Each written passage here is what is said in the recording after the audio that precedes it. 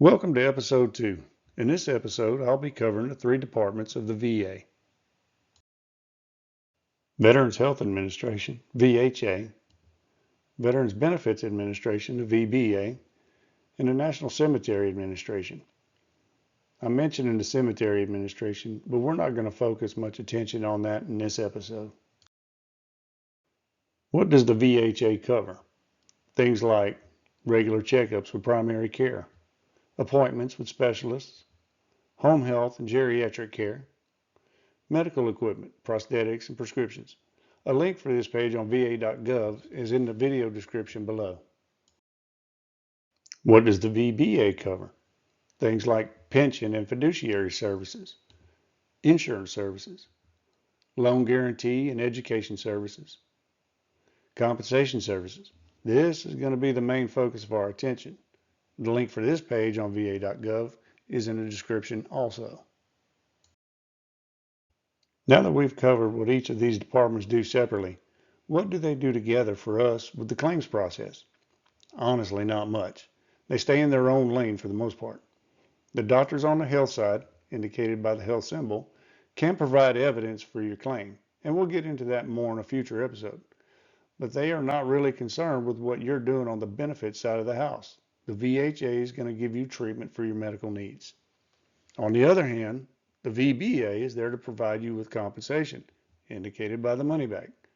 Although they will send you to medical exams for the injuries and illnesses that you are claiming, the doctors they send you to are not there to diagnose or treat you for your conditions. They're not going to prescribe any medications.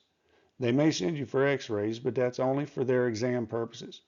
Their function is to determine for the VBA if you have the condition that you're claiming and the severity of your symptoms. For the most part, the one hand doesn't know what the other hand is doing, and neither of them care. Now that you know what the VBA is going to see you for, let's look at the process they use to do that. Simply stated, the VA claims process is a legal process. You don't need an attorney to file your claims with the VA. You can do it as an individual online through the va.gov website, or you can get with an accredited Veteran Service Officer, a VSO, to file your claim. An attorney would only be needed in the appeal process for complex cases. I will discuss this more in depth in a future episode. Just like any other type of legal process, there needs to be evidence. The VA claims process requires medical evidence.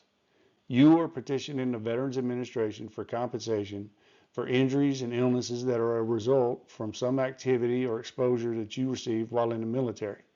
Therefore, you have to provide the necessary medical evidence to support what you are claiming. Here's the thing most people don't understand. The main way to get medical evidence, to prove your case, is to get it documented by a medical professional.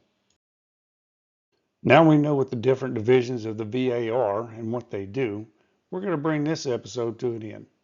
Be sure and come back, because in the next episode, I'll go over the 3 things every VA claim must have.